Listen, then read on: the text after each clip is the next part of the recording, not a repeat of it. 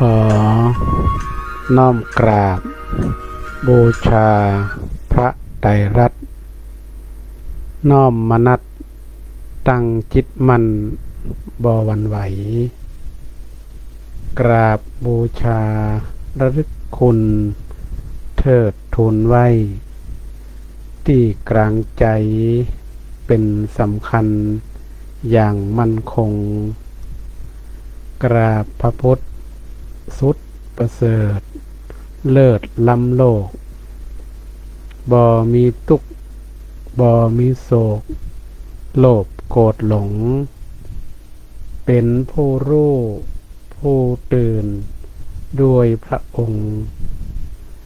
เป็นผู้ทรงปัญญาเหนือกว่าใครกราบพระธรรมคำสั่งสอนพระศาสดา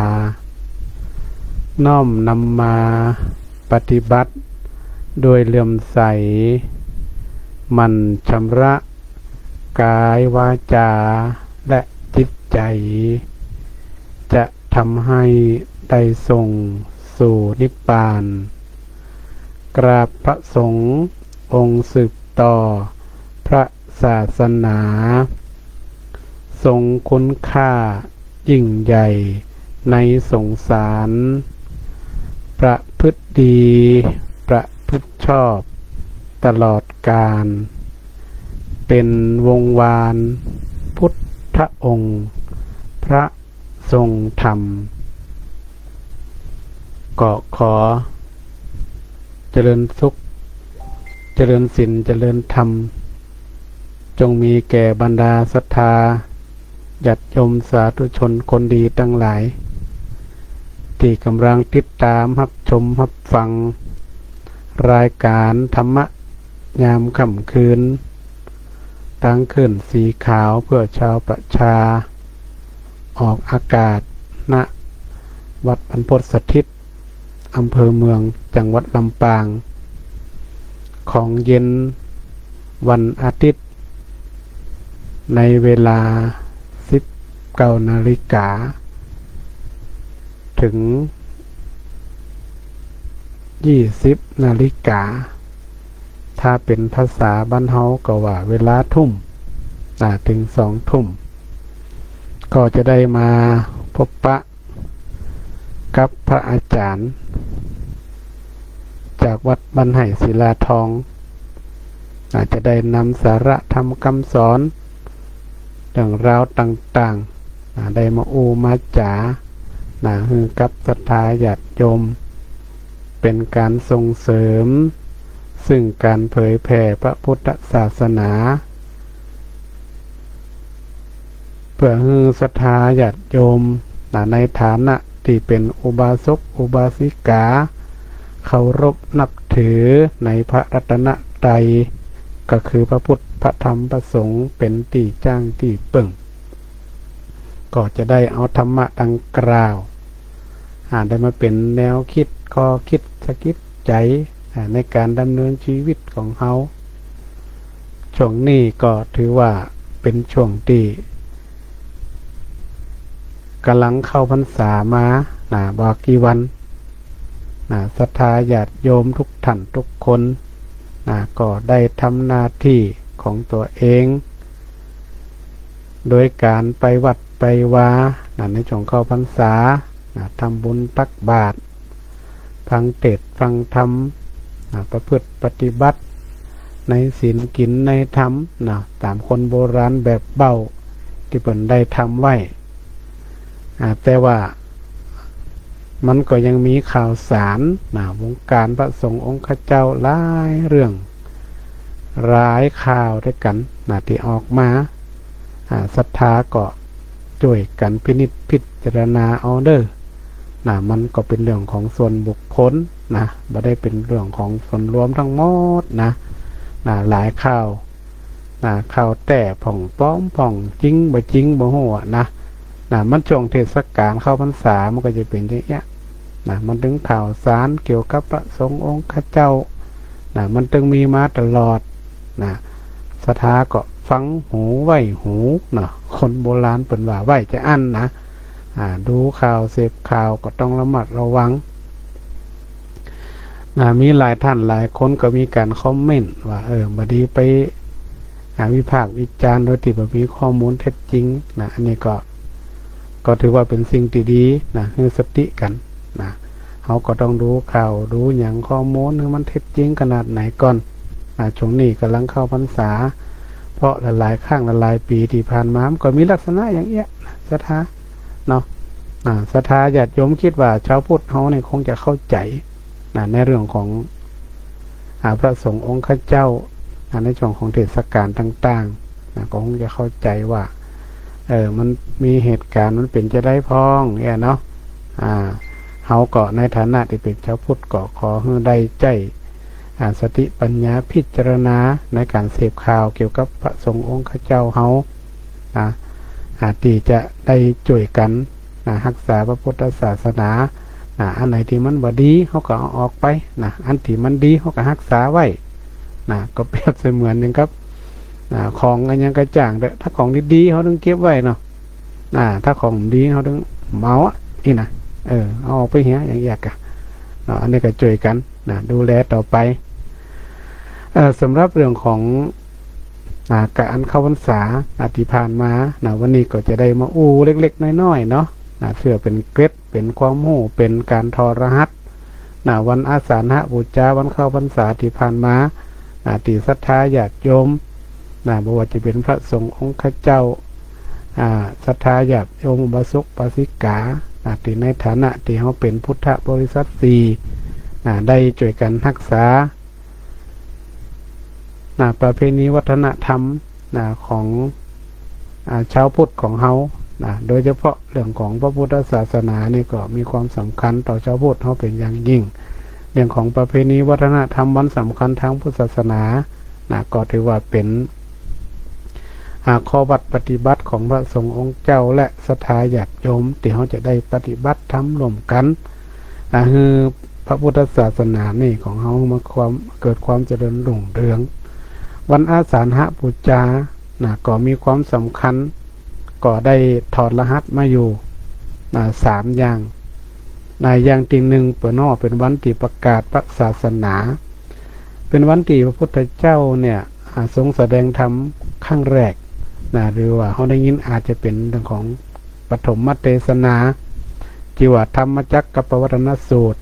แสดงแก่ปัญจวัคคีย์ทั้ง5ที่ปายอิสิปรณะมนุษย์ไรยวันเมืองพาราณสีซึ่งก็เป็นธรรมกันแรกที่พระพุทธเจ้าหลังจากติดตรัสรู้แล้วได้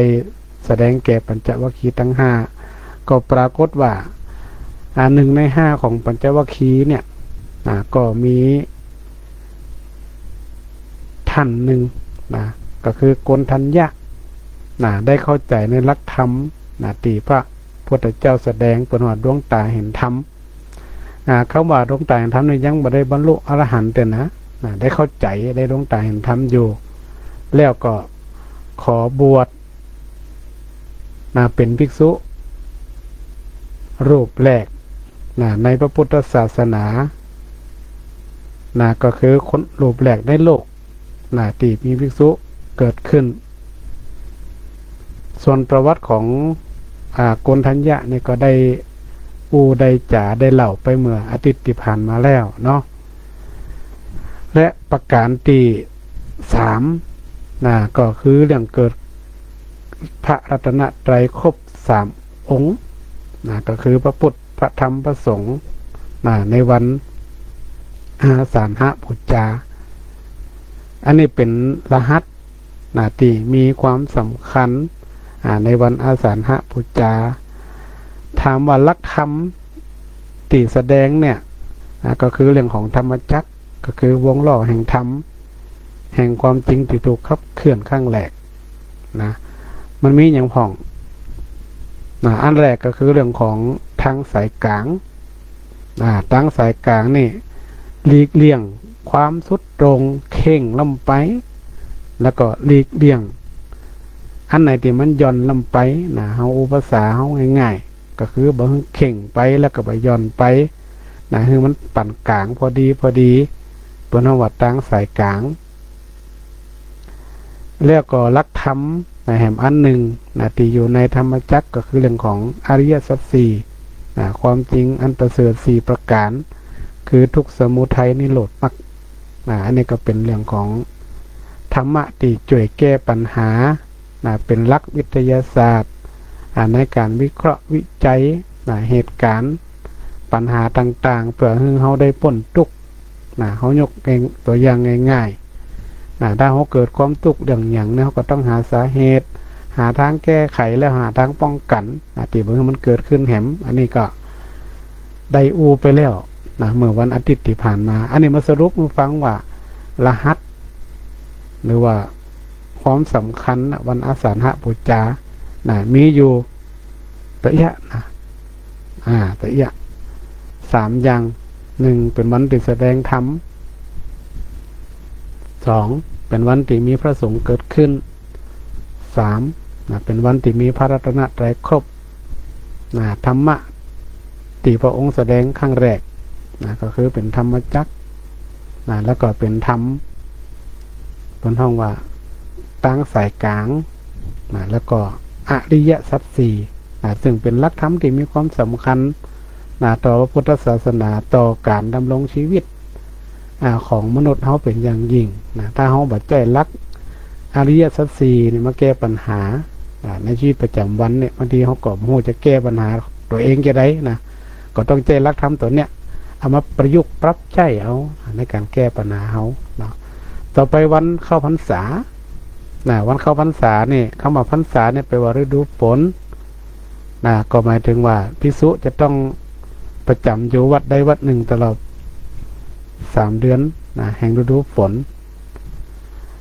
มันก็มีพุทธบัญญัติว่าเกิดจากที่พระภิกษุเดินทางไปเผยแผ่ศาสนาในฤดูฝนเนี่ยก็อาจจะมีสัตว์เล็กสัตว์ใหญ่ต้นเขาต้นกล้าต่างๆกำลังออกกันกับไปย่ำเนี่ยให้เกิดความเสียหายเจ้าบ้านก็อาจจะมีการทักท้วงถามพระพุทธเจ้าเนี่ยนะพระพุทธเจ้าก็เลยว่าก็ดีเนาะพระสงฆ์องค์เจ้าได้พักเผยแผ่ธรรมตีจาริกไปต่างๆก็ให้ยุดอยู่ที่ใดที่หนึ่งเนาะก็เนี่ยคือมีการเข้าพรรษาของพระสงฆ์ถามว่ากิจกรรมต่างๆเนี่ยในช่วงวันเข้าพรรษาเนี่ยเนี่ยยังพ่องบางท่านก็มีการแห่เตียนถวายเตียนรอเตียนประเดี๋ยวนี้สมัยปัจจุบันนี่ก็มาถึงเรื่องของการตานหลอดไฟโซลาร์เซลล์ของหลอดไฟทั่วไปของแล้วแต่ละวัดมันจะประยุกต์ปรับใจให้มันเกิดประโยชน์กับวัดกับวาบางทีก็ได้ใจไฟฟ้าเนี่ยก็มีบางท่านก็บอกประหยัดไฟฟ้าก็ใจโซลาร์เซลล์ไฟโซลาร์เซลล์ตีมาถวายวัดวาอารามนี่นะก็แล้วแต่วัดแต่ละตีแต่ละแห่งเป็นจะประยุกต์ของไปของมันบางตีก็เอาเตียนมาอยู่ก็เป็นการรักษาหีดห้อยบะเกาสมัยพุทธกาลสมัยบรรพบุรุษเขาได้ทำมาบางทีก็ใจสมัยใหม่ใจหลอดไฟใจโซลาร์เซลล์ก็อันนี้ก็แล้วแต่จะประยุกต์แล้วก็มีการถวายพระอาบน้ำฝนศรัทธาญาติโยมก็จะไปสับสนพระอาบน้ำฝนเข้าพรรษาเนี่ยผ้าจำนำพรรษาเนี่ยปนจะเอาพรรษาปนถ้าครบพระสงฆ์จำพรรษาครบ3 เดือนก่อนถึงจะได้รับอานิสงส์ผ้าจำนำพรรษาเนี่ยถ้าเข้าพรรษามานี่จะเป็นผ้าอาบน้ำฝนเป็นการเอาเปลี่ยนศรัทธาสมัยพุทธกาลเนี่ยมันผ้ามันหายากตีนางสุชาดาไปหันใส่พระสงฆ์องค์เจ้าเนี่ยอาบน้ำอาบถ่าอาจจะบ่มีผ้าเปลี่ยนมันก็เนี่ยให้เกิดความบ่เหมาะสมบางงามหูบางงามตาคนไปคนมาอย่างเงี้ยตัวก็เลยมีการถวายผ้าอาบน้ำฝนให้พระสงฆ์องค์เจ้าได้เปลี่ยนในช่วงกลางพรรษา3 เดือนนี่แต่วันในสมัยปัจจุบันนี่ก็มันมีหนักมันมีพอสมควร นะก็สะดวกนะสะดวกที่จะเอามาพับเปลี่ยนนะนอกจากวันเข้าสาวันอาสาฬหบูชากะดีเข้าสากะดีเนี่ยกิจกรรมที่เขาจะนิยมนะทำกันเนี่ยหนึ่งก็คือช่วงแห่งการตั้งอธิษฐานจิตลดละเลิกอบายมุขและสิ่งเสพติดต่างๆนะอันนี้คนส่วนใหญ่จะงดเหล้าเข้าพรรษานะบางคนเนี่ยโอ้โหก่อนจะถึงเข้าพรรษานี่ฉลองแห่น้อยเนี่ย มันได้ปวนพรรษาก็ฉลองแห่กำนะความจริงถ้างดได้ตลอดก็ดีนะเพื่อสุขภาพของเขานะแต่เขาก็อาจจะเบาลงก็ได้นะถ้าเขางดได้เขาก็เบาลงเอาแต่ช่วงกลางพรรษา3 เดือนนี่ก็มีหลายท่านตั้งจิตอธิษฐานลดละเลิกอบายมุขโดยเฉพาะงดเหล้าเข้าพรรษาเป็นการสร้างพลังในสุขภาพเขานี่แข็งแรงบางปีก็มีโฆษณาพักตักผ่องพักนั่นพักนี่ไปแต่ลักๆแล้วก็คือรักษาสุขภาพเขานั่นเองก็อนุโมทนากับศรัทธาญาติโยมที่สามารถที่งดเหล้าเข้าพรรษาได้3 เดือนถ้าจะให้อนุโมทนานักๆนี่ยาวไปเลยหลวดยาวไปเลยงดไปเลยก่อยลดลงเขาในเมื่อเขาลด3 เดือนได้ต่อไปเขาก็ต้องลดลงเลยมันจะลดจำนวนคนต้องลดปริมาณลงให้ได้บางคนก็ว่าเล่นกันลดคนแต่ก็ถ้าเขาทำได้ก็ถือว่าเป็นสิ่งที่ดีต่อสุขภาพของเขาเองเพราะว่ามันก็บ่มีประโยชน์อย่างนะถ้าเขามองกับมีประโยชน์อย่างกับร่างกายอันพวกอบายมุขทั้งหลายเนี่ยยิ่งเขาเข้าไปสัมผัสเนี่ยก็จะยิ่งทำให้เขาแย่ลงเรื่อยๆเขาสังเกตต่อเก่ากันแล้วกันถ้าเขาว่าอบายมุขนี่นะถ้าไปสัมผัสเนี่ยมันกลายเป็นหน่วยเนี่ยเขาแย่ลงบ่ได้ดีขึ้นอันไหนที่เป็นอบายมุขเนี่ยก็บ่ต้องขยายความว่าอบายมุขคืออย่างผ่องเขาก็ลองไปศึกษาดูใน TikTok ดูในสื่อโซเชียลก็ได้พิมพ์ง่ายๆพิมพ์เข้าไปอบายมุขเนี่ยเดี๋ยวมันขึ้นมาหมดมีอย่างผ่องเขาหู้กันอบายมุขเป็นอย่างผ่องกล่อมต้องขยายความรวมถึงสิ่งเสพติดต่างๆเนี่ยเขาเคยสัมผัสเคยทำมาก็พยายามให้มันลดลงก็ดีมันดีต่อตัวเขามันดีต่อครอบครัวมันดีต่อคนรอบข้างเนี่ยมันก็จะเป็นประโยชน์มหาศาล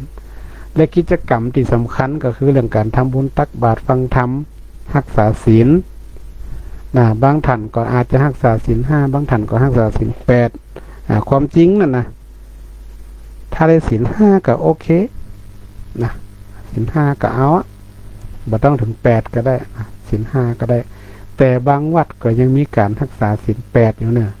บางวัดเป็นมีกิจกรรมรักษาศีล 8บางวัดเปิ่นก็ยังไปนอนวัดนอนวาอยู่ไปนอนวัดนี่เปิ่นรักษาศีล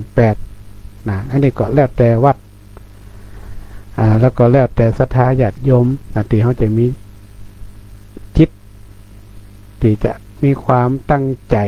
ในการรักษาศีลหยังแล้วก็ที่สำคัญแห่งอันหนึ่งกิจกรรมที่เขาทำก็คือการทำวัดสวดมนต์ฝึกสมาธิเจริญภาวนาตลอด3 เดือนหรือตลอดไปก็ได้หันมีศรัทธาญาติโยมหลายท่านหลายคู่หลายคนเนี่ยเพิ่นจะทำวัดสวดมนต์ตลอดตลอดมาเจตลอดพรรษาตลอดปีวันพระวันศีลมากก็ทำวัดสวดมนต์นั่งสมาธิตลอดอันนี้จะเป็นสิ่งที่ดีมันจะได้เนี่ยเฮาเนี่ยได้มีจิตที่สงบสงบนิ่งเพราะนั้นเรื่องของการฝึกจิตภาวนาเนี่ยการทำวัดสวดมนต์การเจริญสมาธิหรือการปฏิบัติธรรมก็แล้วแต่วัดไหนจะปฏิบัติเขาปฏิบัติเองก็ได้ที่บ้านบางทีเขาสะดวกมาวัดก็ปฏิบัติเองจะสวดมนต์เมินก็บอกว่าเมินปฏิบัติธรรมขนาดไหนอย่างน้อยที่สุดก็วันหนึ่งเขาทำสัก5 นาที10 นาทีก็ยังดีดีกว่าที่เขาไม่ได้ทำอันนี้ก็ถือว่าเป็นกิจกรรมดีมีความสำคัญ ในวันอาสาฬหบูชาและวันเข้าพรรษาช่วง3 เดือนนี้นะแล้วก็หลายท่านอาจจะถามเหมือนกันนะว่าช่วงเข้าพรรษานะทุกเจ้าจะไปข้างคืนที่อื่นได้ก่ออีนะความจริงแล้วเนี่ยพระเจ้าก็มีข้อยกเว้นหรือว่าเปิ่นทรงอนุญาตมีข้อยกเว้นอยู่นะที่ว่าไปนอนไหนมันได้เลยไหนสถาแต่ก็ต้องมีความจำเป็นมีความจำเป็นนะ1ถ้าไปดูแลคนป่วยเจ็บเป็นเย็นอุ่นเนี่ยเป็นป่อเป็นแม่เป็นภิกษุเปื่อนสาธมิกก็ดีเนี่ยบ่สบายเนี่ยก็สามารถที่จะไปดูแลได้นะเปิ่นก็มีข้อยกเว้นอยู่โดยเฉพาะป่อแม่นี่พระพุทธเจ้านี่พระองค์เปิ่นมีความสำคัญกับป่อกับแม่ขนาดพระมารดาหรือว่าแม่ของพระพุทธเจ้าเนี่ยสวรรคตไปอยู่บนสวรรค์นะพระพุทธเจ้าก็ยังตัวไปเตะทำบนสวรรค์จันดาวดึงบนสถาเนี่ยเปิ่นให้ความสำคัญเปิ่นถือว่าพ่อแม่นี่เป็นผู้ที่มีพระคุณสูงสุดของเขาถ้าเจ็บเป็นเย็นอุ่นมันจำเป็นก็ต้องไปมันมีไผ่เดี๋ยวกับทุเจ้าอะไรปีน้องก็อยู่คนตีคนต่างคนแห่งป่องก็อยู่ต่างจากวัดไปทำการทำงานที่อื่นหมดทุเจ้าก็จะเป็นต้องไปอันนี้เปิ่นก็อนุญาตหรือจะเป็นคนนักบวชด้วยกันไปสุสามเณรไปโรงพยาบาลไม่ไผไปเฝ้าก็จำเป็นนะทุเจ้าก็ไปเฝ้าได้อันนี้ก็เป็นขออนุญาตผ่อนปลนพ่อแม่หรือว่าเพื่อนสาธมิกต่างๆเนี่ยมันก็มีข้อยกเว้นการไปดูแลรักษาตอนเจ็บเป็นตอนป่วยเนี่ยก็ถือว่ามีความสำคัญโดยเฉพาะพ่อแม่เนี่ยมีความสำคัญประการที่2เป็นห้องว่าไประงับสมมุติว่ามีทุกเจ้าเปิ่นใครซึกทุกเจ้าก็สามารถไปช่วยไปช่วยบอกกล่าวเนี่ยนำระงับเหตุใดอันนี้ก็ได้อยู่เพราะว่าบางทีมันใครซึกโดยอารมณ์ชั่ววูบพระเจ้าก็อาจจะไปห้ามไปบอกแนะนำให้ได้สติคืนมาว่าจะไปผังซึกแต่อย่างอันนี้ก็ว่ากันไปอันนี้ก็ยังมีข้อยกเว้นได้แล้วก็ไปกิจธุระของคณะสงฆ์อันนี้สำคัญศรัทธาญาติโยมทุกวันนี้เนี่ยกับสมัยพุทธกาลมันมีความแตกต่างกันกิจธุระของคณะสงฆ์เนี่ยมันก็มีหลายแบบหลายอย่าง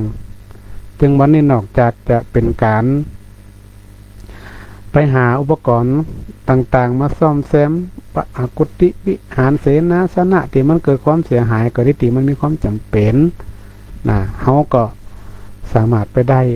ที่มันมีความจำเป็นรวมถึงกิจของสงฆ์ท่านในปัจจุบันเนี่ยก็คือการประชุมไปอบรมไปสัมมนากะต่างจังหวัดที่มันมีความจำเป็นไปก็ต้องไปเนี่ยประเดี๋ยวจะหันสังเกตว่าการจัดกิจกรรมอบรมสัมมนาไปดูงานเนี่ยมันก็ถือว่าเป็นงานของคณะสงฆ์ส่วนหนึ่งไปประชุมอย่างนี้ก็สามารถไปได้สถานะอันนี้มันเป็นยุคสมัยใหม่บ่เหมือนสมัยพุทธกาลสมัยพุทธเจ้าเนี่ยก็อาจจะมีประชุมคณะสงฆ์ต่างจังหวัดที่คงมีแต่ว่าสมัยปัจจุบันเนี่ยมันมีละมันมีแล้วก็แห่งประการหนึ่งก็คือการไปฉลองศรัทธาถ้าภาษาง่ายๆก็คือว่าไปหับกิจนิมนต์เปิดนิมนต์ไปปนไปแสดงธรรมปุ้นต่างจังหวัดกรุงเทพปุ่นนิมนต์ไปฉันเพลกรุงเทพมันมาถึงกันสถาอันนี้เป็นเกาะมีข้อยกเว้นได้ไปเพื่อเฉลิมฉลองศรัทธาที่เป็นนิมนต์ไปนี่ไปได้แล้วก็เปิ่นก็บอกว่าต้องได้นิมนต์แต่ มันจะไปเลยนี่มันใจนะถ้าได้รับใบนิมนต์แต่นี่ไปได้นะหรือว่าอาจจะมีเหตุฉุกเฉินนะเกิดภัยพิบัติต่างๆนี่ก็สามารถที่จะไปข้างคืนอื่นได้รถสมมติว่าน้ำท่วมเกิดอุบัติเหตุกเนาะกลางตากลางตางว่าจำเป็นต้องไปนอนโรงพยาบาลในช่วงกลางวันสายเนี่ยอันนี้ก็เป็นเหตุสุดวิสัยต้องไปได้นะสถาจะไปเข้าใจว่าต้องกลับไปนอนวัดได้ก็มันใจสมมติน้ำท่วมหรอโจรปล้นโจรบุกเข้ามาอย่างนั้นนอนวัดทันบ่ได้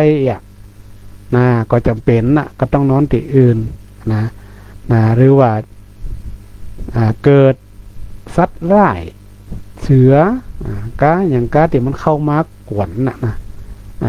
สมัยเดียวคงมีสมัยพุทธเจ้าแต่อาจจะมีอยู่เนาะสัตว์ร้ายเข้ามารบกวนเนี่ยอยู่บ่ได้ก็ต้องขยับขยายง่ายไปอยู่ทางตีหนึ่งอันนี้มันก็เป็นเหตุที่พุทธเจ้าเป็นทรงยกเว้นหรือว่าทรงอนุญาตตีช่วงกลางพรรษาถ้ามันมีเหตุจำเป็นโดยเฉพาะเหตุฉุกเฉินภัยพิบัติต่างๆมันอาจจะเกิดขึ้นได้นะเขาจะหันว่าแต่ละวัดแต่ละวาบางทีก็น้ำท่วมผ่องเนาะไฟไหม้วัดผ่องอย่างผ่องต่างๆถ้ามันบ่สามารถจะอยู่ที่หันได้เนี่ยก็ต้องไปอยู่ทางตีหนึ่งรวมถึงอุบัติเหตุต่างๆถ้ามันเกิดขึ้นในช่วงกลางพรรษาเนี่ยก็สามารถที่จะไปพักที่อื่นได้อันนี้เป็นห้องว่าเหตุจำเป็นตีเป็นข้อยกเว้นในช่วงกลางพรรษาที่พระสงฆ์องค์ข้าเจ้านี่ก็สามารถที่จะไปพักที่อื่นได้เพราะฉะนั้นนี่ศรัทธาญาติโยมทุกท่านทุกคนเนาะก็ต้องเข้าใจด้วยนะบางทีว่ากลางพรรษาเนี่ยทุกเจ้าไปไหนมาได้ศรัทธาบางคนก็เข้าใจจะอันเด้อไปไหนมันได้ไปได้แต่ก็ต้องมีเหตุจำเป็นอย่างที่กล่าวมาเนี่ยแต่ถ้าเป็นเหตุอื่นๆถ้ามีความจำเป็นมันก็ต้องแจ้ง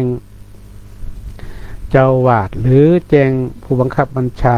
ที่มันมีเหตุจำเป็นแต่นอกจากที่ว่ามันอยู่ในข้อยกเว้นนี่ก็ต้องขออนุญาตบอกกล่าวกันถ้ามันมีความจำเป็นจริงๆก็คิดว่าในช่วงกลางพรรษาเนี่ยส่วนใหญ่พระสงฆ์พระเจ้าเขาก็บอกใครได้ไปไหนจะอยู่กับวัดกับวาเนี่ยมันก็ได้ไปไหนตัวได้เพราะว่ามันเป็นช่วงเวลาที่ถือโอกาสเขาจะได้มีเวลาในการทบทวนท่องอ่านเขียนเรียนหนังสือให้มันได้เข้าใจได้คันฝึกฝนตัวเองเห็นโดยเฉพาะพระใหม่เน้นใหม่ที่เข้ามาบวชจะต้องฝึกท่องฮัดเต็ดธรรมบ่องฮัดสวดมนต์บ่องห้องฮัดวิธีกรรมต่างๆบ่องเนี่ยมันก็จะมีอยู่อันนี้มันเป็นสิ่งที่ต้องศึกษาต้องเข้าใจศรัทธาก็ต้องเข้าใจด้วยมันจะว่าไปไหนมันได้เดี๋ยวนี้กลางพรรษาทุกเช้าจะไปหาเวลาไหนก็ได้เนี่ยบัดใจไปได้แต่ข้างคืนก็ถ้ามีความจำเป็นอย่างที่กล่าวมาเนี่ยศรัทธาญาติโยมแล้วก็วันนี้เป็นวันที่ทางวัดบ้านไห่ศิลาทองได้เปิดศูนย์วันอาทิตย์บางท่านอาจจะกำลังหาเปิดความจริงแล้วเนี่ยตารางเปิดเมื่อเดือนกรกฎาคมละแต่ว่าติดงานหลายตีก็เลยมาเปิดวันนี้เป็นวันแรกก็ได้ให้ความเมตตาจากหลวงพ่อจังหวัดพระราชจินตวชิรพรเจ้าหน้าจังหวัดลำปางท่านก็ได้มีเมตตาโปรดมาเยี่ยมมาโปรดลูกหลานพระเห็นเด็กละอ่อนมาเยี่ยมเพื่อกำลังใจวันนี้ก็ถือโอกาสเป็นวันมงคลของศูนย์วันอาทิตย์วัดบ้านไห่ศิลาทองเขาเป็นมงคลที่ได้เปิดวันแรกตอนนี้ก็ได้มีกิจกรรมเล็กๆน้อยๆให้ละอ่อนได้เข้ามาเห็นปีวัดอย่างน้อยที่สุดก็ได้มาไหว้พระสวดมนต์ศรัทธาญาติโยมบ่ต้องไปคิดอย่างนักไปเอกละอ่อนนี่ครับตั้งแต่ละอ่อนป .1 ขึ้นมาละป .1 ป .1 ถึงม .3 เพื่ออันยังเพื่อว่าอยากให้ละอ่อนได้ซึมซับได้เข้าใจ ในวิถีความเป็นพระพุทธศาสนาอย่างน้อยก็ได้มาสัมผัสพระรัตนตรัยไหว้พระสวดมนต์นั่งสมาธิทำกิจกรรมได้ฮู้จักพระสงฆ์องค์ข้าเจ้าผ่องก็ที่วัดเฮานี่ก็ได้มีหลายอยู่ก็20ปลาย30ผ่องแล้วแต่อันนี้เปิดในวัดนะบ่ได้เปิดในโรงเรียนอันนี้ก็ถือว่าเป็นเรื่องที่วัดมันไห่ศิลาทองเขาก็ได้ทำกิจกรรมทุกกลุ่มไว้เล็กอ่อนก็เอาคนเฒ่าคนแก่ก็เอาคนเฒ่าคนแก่ก็มีโรงเรียนผู้สูงอายุละอ่อนก็ตอนศูนย์วันอาทิตย์ก็ได้รับการสนับสนุนจากพระเถระพระผู้รักผู้ใหญ่แล้วก็ทางสำนักงานวัฒนธรรมที่ได้สนับสนุนมาแต่ก็ถือว่าเขาได้มีพื้นที่สำหรับละอ่อนได้เข้ามาวัดวาลามศรัทธาญาติโยมเขาไม่ต้องคิดว่าโอ้ละอ่อนน้อยเดียวเขาจะมาเนี่ยหยังอย่างน้อยที่สุดเขามาฮู้จักวัดปลูกฝังฮู้จักวัดมาไหว้พระมาสวดมนต์นั่งสมาธิมีฮู้จักเปื่อนฮู้จักคนนั่นคนนี้ก็ยังดีเปิ้นเฮาเป็นการเปิดพื้นที่ให้กับเด็กละอ่อนวันนี้อู้ถึงละอ่อนแล้วเนี่ยธรรมะก็จะได้นำเรื่องของละอ่อนในสมัยพุทธกาลเหมือนกันนะจะได้มาเล่าวันนี้ย่ำได้เล่าเรื่องก็เสียเนอะตะกี้ได้เกินน้ำมาได้เรื่องของวันสำคัญทางพุทธศาสนาวันอาสาฬหบูชาวันเข้าพรรษาที่ผ่านมาแต่วันนี้เนี่ยจะได้นำเรื่องราวของละอ่อนเหมือนกันที่มีความใฝ่รู้ใฝ่เรียนมีความขยันหมั่นเพียรในการศึกษาเราเรียนก็จะได้นำมาอู้มาจ๋าให้กับศรัทธาญาติโยมเต่าตีมันมีเวลานี่เนอะเรื่องของละอ่อนวันนี้เนี่ยก็จะได้นำเรื่องของสามเณรราหุล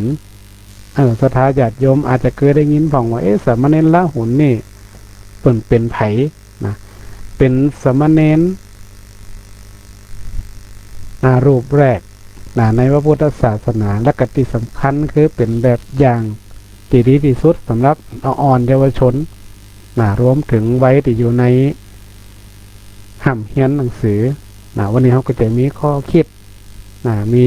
หลักธรรมที่จะได้เป็นการเตือนสติละอ่อนเป็นแนวทางในการที่จะให้เขาได้เอาไปใช้ในช่วงเวลาที่เขาเห็นหนังสือที่นี่ราหุลเนี่ยเป็นพระราชโอรสของเจ้าชายสิทธัตถะและพระนางพิมพาแห่งกรุงกบิลพัสเจ้าชายสิทธัตถะก็ต่อมาก็คือพระพุทธเจ้านั่นเองถามว่าน้ำติวราหุลเนี่ยเพราะว่าวันตีพระโอรสประสูติเจ้าชายสิทธัตถะก็ได้เปล่งอุทานว่าราหุรังชาตังพันธนังชาตังบ่วงเกิดขึ้นแล้วพันธนาการก็เกิดขึ้นละพระบรมวงศานุวงศ์จึงนำคำว่าราหุลมาตั้งเป็นพระนามหมายความว่าบ่วงหรือว่าเครื่องผูกพันเมื่อพระพุทธเจ้ากลับจากกรุงกบิลพัสพระนางพิมพาก็ได้ทรงเจ้าชายราหุลคณะนั้นนี่อายุได้ประมาณ7 ปี 7 พรรษาอยู่ประมาณให้ไปทูลขอมรดกทรัพย์สมบัติจากพระพุทธเจ้าเสด็จมาพระพุทธเจ้าเนี่ยผมก็ทรงพิจารณาว่ามรดกทางโลกเนี่ยอย่างทรัพย์สินสมบัติต่างๆเนี่ยมันอย่างยืนมีนักกระตุกนักบ่มีกระตุกมีกระตุกมีนักกระทุกนักแหมนี่พระองค์ก็เลยประทานเรื่องของมรดกที่ดีที่สุดก็คืออริยทรัพย์คือทรัพย์อันประเสริฐคือทรัพย์ทางธรรมให้กับราหุลแล้วพระองค์ก็ทรงโปรดให้พระสารีบุตร ทำการบรรพชาเป็นสามเณรตั้งแต่บัดนั้นเป็นต้นมากลายเป็นสามเณรรูปแรกในพระพุทธศาสนาอายุ7 ขวบนะสถาญาติโยมถามว่าถ้าบวชเนรอายุต่อใดเนี่ยเขาก็เอาสามเณรละหุนนี่แหละนั่นมาเป็นมาตรฐาน7 ขวบแต่ในสมัยปัจจุบันก็บ่แน่นะขออ่านออกเขียนได้ท่องหนังสือได้อ่านหนังสือได้อาจจะอนุโลมมาสัก6 ขวบก็ได้นะแต่ว่าในสมัยพุทธกาลสมัยพระเจ้านี่สามเณรละหุนเนี่ยอายุประมาณ7 ขวบเปิ้นก็ว่าประมาณ7 ขวบนะก็มาบวชได้ท่านได้เข้ามาบวชเป็นสามเณรแล้วเนี่ยนะก็มีความขยันหมั่นศึกษาไปรู้ไปเรียนถามครูบาอาจารย์รวมถึงพระพุทธเจ้านะก็ได้ศึกษาอันไหนที่บ่ฮู้ก็ถามนะอันไหนที่บ่เข้าใจก็ให้ครูบาอาจารย์เนี่ยอธิบา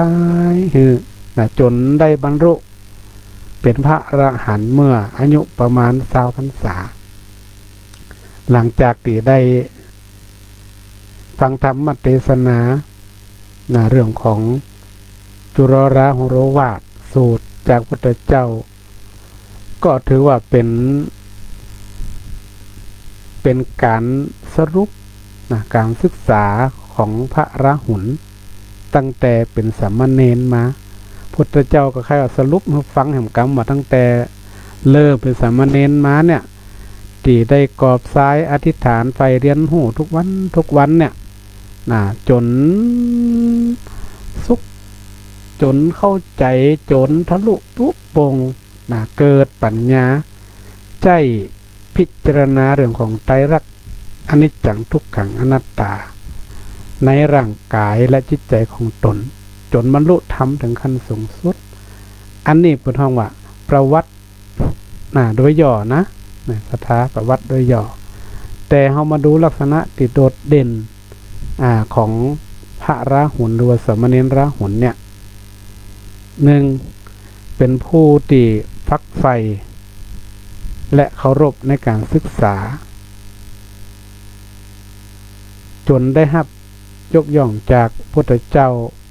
ว่าเป็นเอตทัคคะหรือว่าเป็นผู้ที่เลิศกว่า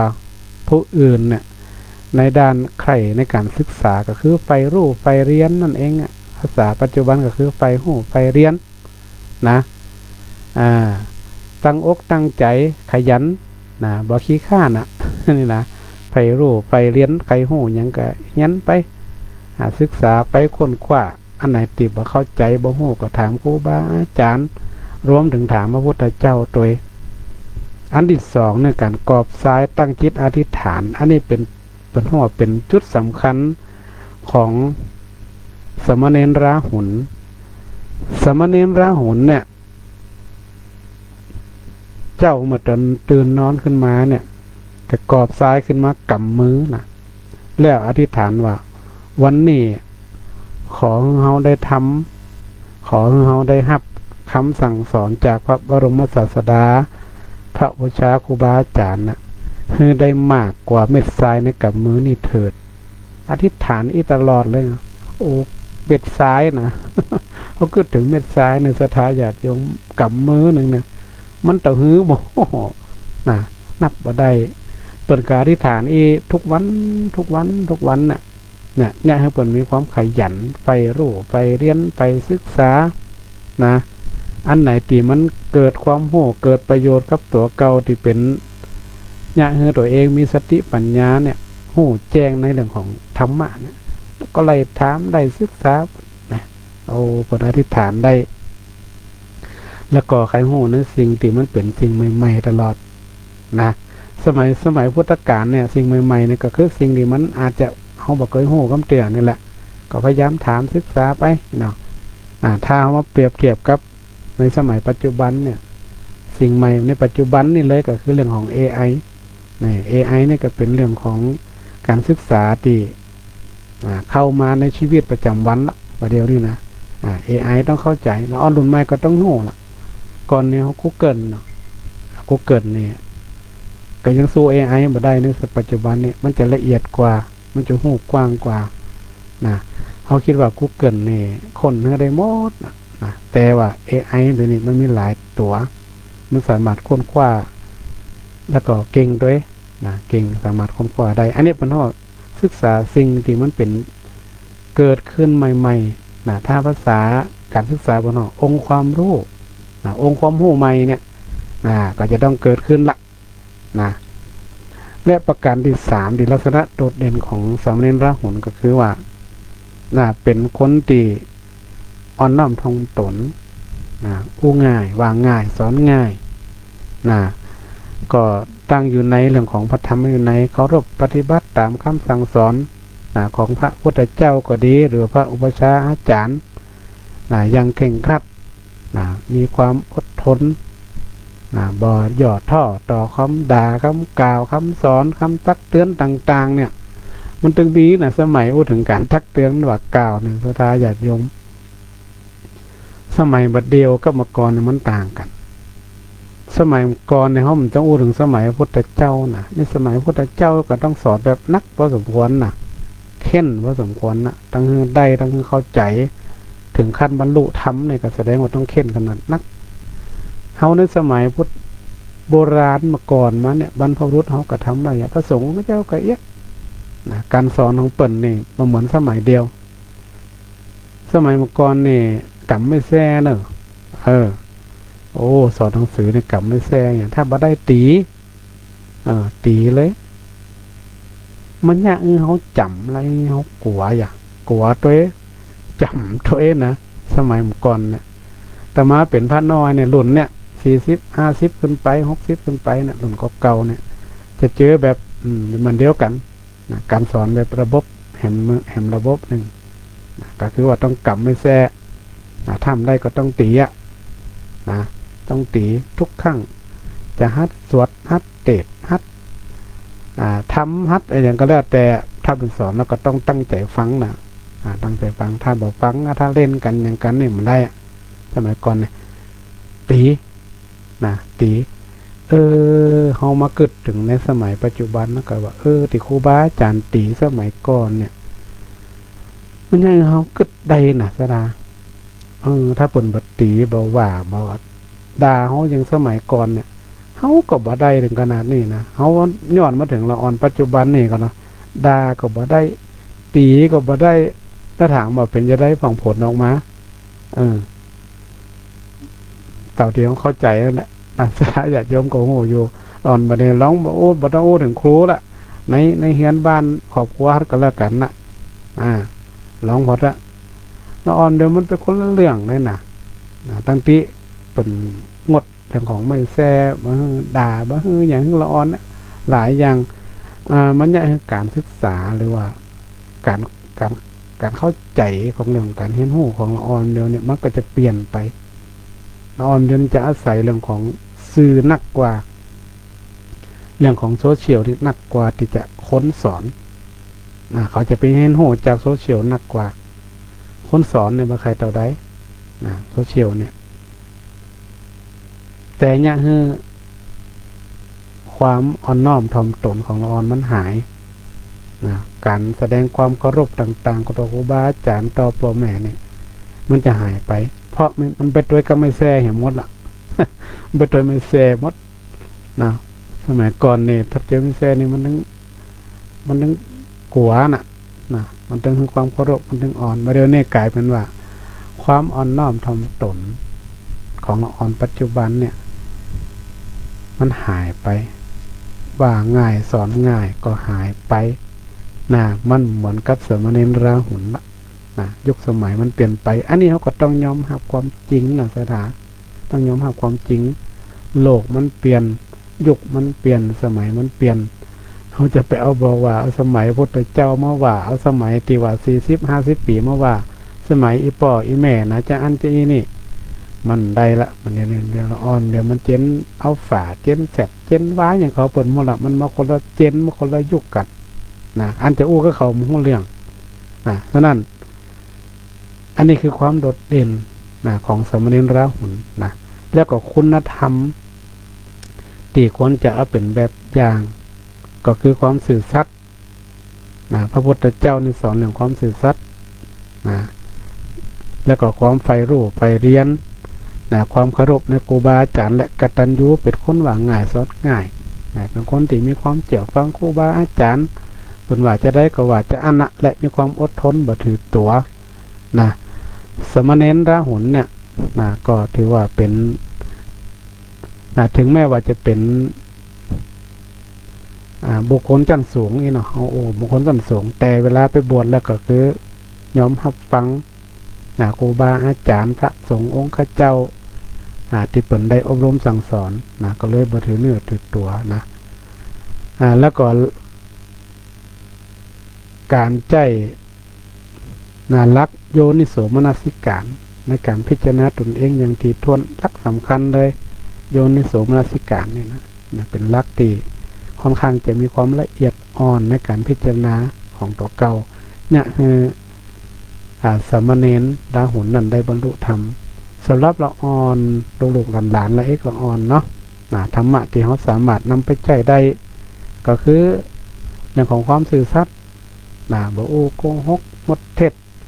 แม้แต่จะเล่นกันเล่นกันเนี่ยเนาะก็บ่ดีไปจุไปหลอกกัน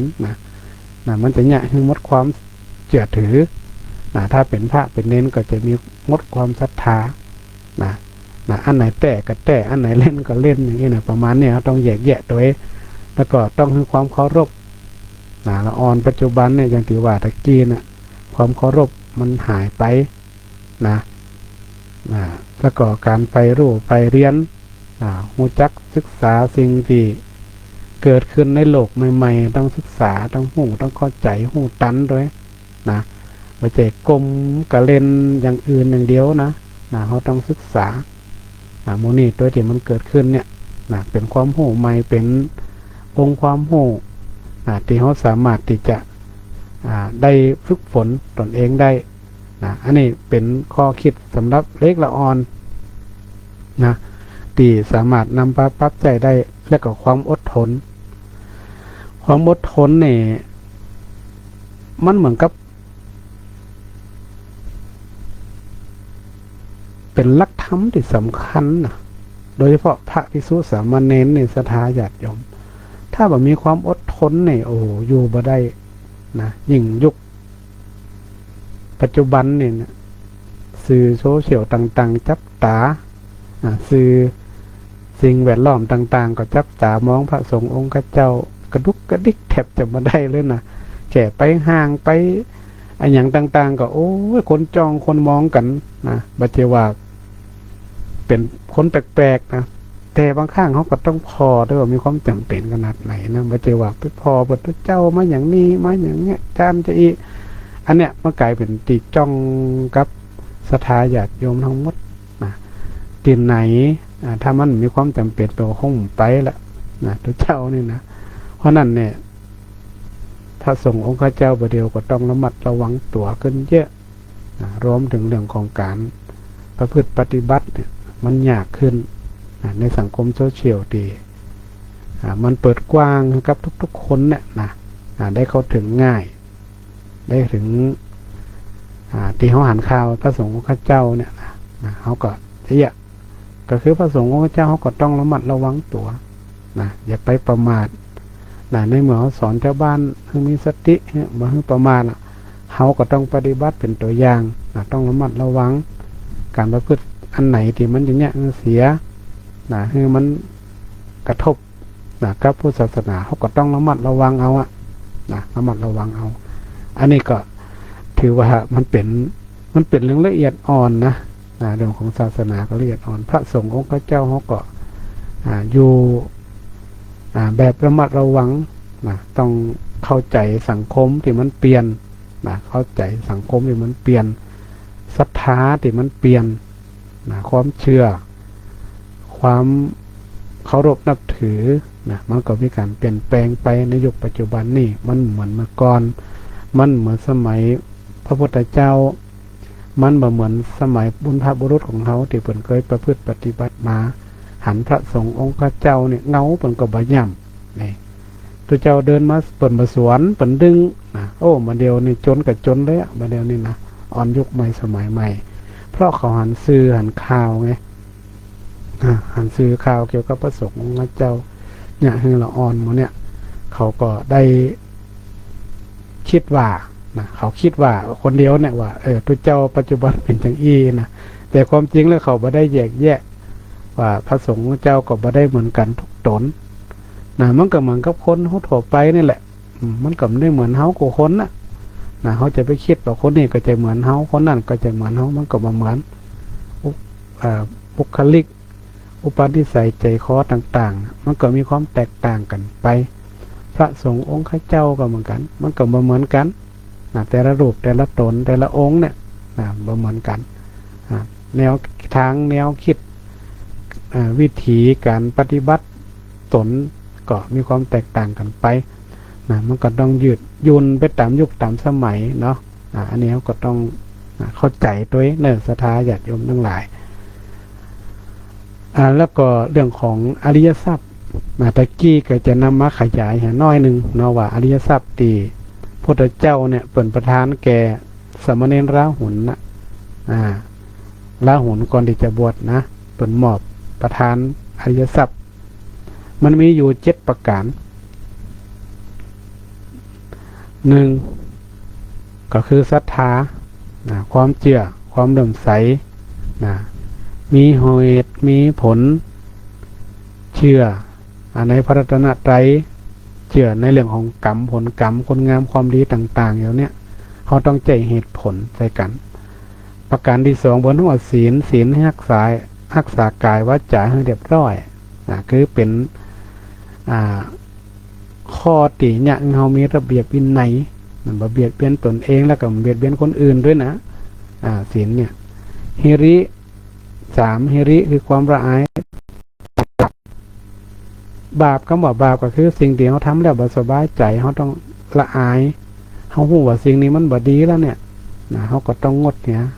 ห้ามเหียโอตตัปปะก็คือความเก่งกลัวต่อบาปสะดุ้งอันนี้ความชั่วเนี่ยบ่ดีเนี่ยเขาทำมันกลัวมันจะกระทบกับเขากับครอบครัวเขาก็ดีกับคนอื่นก็ดีเนี่ยเขาหัวอันไหนมันเป็นบาปเป็นสิ่งบ่ดีเขาก็กลัวทั้งงับเหียพหุสัจจะนี่ก็คือว่าความเป็นผู้ได้ยินได้ฟังมามากก็คือไปหูไปเฮียนมันฟังมันเขียนมันอ่านมันจดมันจำคือนำไปประพฤติปฏิบัติเหมือนกับสมณเณรราหุลหรือพระราหุลเนี่ยอาจจะมีความใฝ่รู้ใฝ่เรียนมีความขยันมีความอดทนต่อการศึกษาข้อที่6ก็คือจาคะการเสียสละก็ต้องมีความใจกว้างแบ่งปันสละสมบัติละความตนีทีเหนียวก็เพื่อจะสลัดกิเลสที่มันอยู่ในอกในใจเฮาเนี่ยให้มันเบาบางและอันที่7คือปัญญาคือความรู้รอบรู้ความจริงในชีวิตของเฮาแล้วก็อันไหนที่มันเป็นประโยชน์อันไหนมันเป็นประโยชน์อันไหนมันเป็นบุญอันไหนมันเป็นบาปอันไหนเป็นชั่วอันไหนเป็นดีอันนี้เพิ่นเฮาว่าคือเฮาใจปัญญาในการที่จะได้ฮู้เต่าทันกิเลสที่มันเกิดขึ้นกับเฮาน่ะจะไปเอาหนักลงไปก็บ่ดีน่ะเอาน้อยลงไปก็บ่ดีน่ะศรัทธาคนโบราณเพิ่นถึงบอกว่าซื้อบ่ดีเอาหนักหลักบ่ดีเอาน้อยแน่แปลเอาเด้อความหมายเดี๋ยวเจ้าทำลายตนมันก็คงจะแผ่ตั้งเมืองนะก็คือว่าให้หูตันกิเลสเท่านั่นแหละให้หูจักว่าจะอันไหนควรเอาอันไหนไม่ควรเอาก็โดยสรุปแล้วนะอริยทรัพย์ทั้ง7เนี่ยถ้ามันเกิดอยู่ในจิตในใจของคนเฮาเนี่ยนะโอ้ก็ถือว่าเป็นสุดประเสริฐตัวเฮานี่นะเป็นคุณงามความดีที่มันอยู่ในจิตในใจประเสริฐกว่าทรัพย์ทั้งหลายถ้ามีสิ่งเหล่านี้แล้วคำว่าประเสริฐกว่าทรัพย์เนี่ยก็หมายความว่าเขาจะมีทรัพย์ที่อย่างยืนเขาสามารถจะแสวงหาทรัพย์ตั้งโลกเนี่ยได้นักกว่านั้นแล้วก็มันก็ถือว่าไม่ไผเอาไปได้ทรัพย์ภายในนี่นะทรัพย์ภายนอกนี่ก็ยังมีคนเอาไปได้อยู่แล้วก็จะติดตัวเขาไปตลอด ติดต่อไปตลอดว่าจัดนี่ว่าจัดหน้าว่าจัดไหนอันนี้ถ้ามันถึงถ้าเขาปฏิบัติเขาเข้าใจเนาะถึงเรื่องของอริยสัพทั้งหมดนี่อันนี้เรื่องราวถึงวันนี้เนี่ยเป็นเรื่องของสามเณรละหุนละอ่อนคนหนึ่งนะคาถา7 ขวบนะบวชเป็นสามเณรแต่ว่าเรื่องราวเนี่ยข้อเด่นของเปิ่นก็คือเรื่องของการไปรู้ไปเรียนก็ขอฝากกับละอ่อนลูกหลานตันเต้าเล็กละอ่อนตั้งหลายด้วยว่าหน้าที่ของเขาก็คือเรียนหนังสือต้องมันไปรู้ไปเรียนอย่าไปขี้เกียจมันเขียนมันอ่านอันไหนเตรียมเข้าใจก็ถามครูบาอาจารย์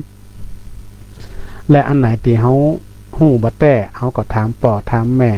ถามคนในครอบครัวของเฮาหั่นเพิ่นจะได้มีความกระจ่างและจะให้ได้ความชัดเจนในเรื่องที่เฮาบ่เข้าใจถ้าเป็นเรื่องของธรรมะ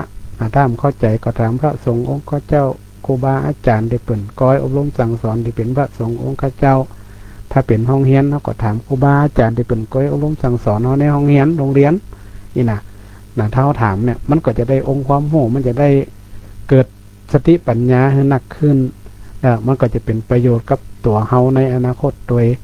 ศรัทธาญาติโยมทุกท่านทุกคนนะก็พยายามเนาะสอนลูกสอนหลานในปัจจุบันนี้โดยใจรักเหตุผลคือใจความเข้าใจเนอะจะไปใจอย่างสมัยก่อนเฮานี่มันสอนบ่ได้ละอ่อนเดี๋ยวนี้นะต้องใจรักเหตุผลใจความเข้าใจใจวิธีการเป็นแบบอย่างที่ดีให้กับละอ่อนเขาก็จะมีความเชื่อมีความเจี่ยวฟังและมีความเคารพนับถือเฮาและเขาก็จะได้เอาไปปฏิบัติตามในโอกาสต่อไปเพื่อชีวิตที่ดีของละอ่อนและเพื่อความสุขของตัวของเฮาตัว